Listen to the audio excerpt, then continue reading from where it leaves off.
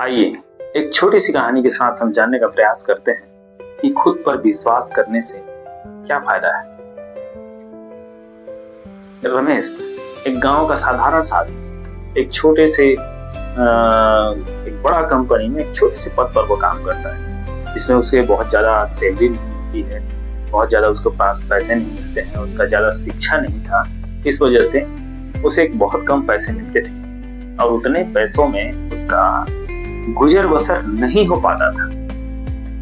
वो धीरे धीरे चलता रहता था, लेकिन उसका सपना एक बहुत बड़ा था, कुछ कर गुजरने का था।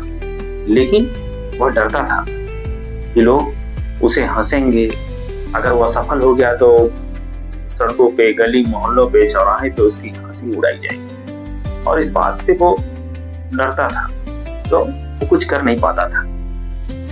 फिर एक बार उसके अपने पिता की कही बात पर उसे याद आया। उसके पिता ने उसे कहा था कि इंसान हालात से नहीं, हिम्मत से बड़ा होता है। बस फिर क्या था, एक दिन कंपनी में एक छोटा सा काम उसके बॉस ने दिया और उसने पूरे लगन, पूरे आत्मविश्वास से उसने करने का प्रयास किया और अंततः सफल भी रहा।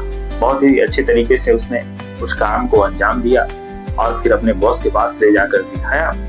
बॉस ने उसे देखकर उसकी तारीफ की और उसे फिर अच्छा काम देने का प्रस्ताव रखा।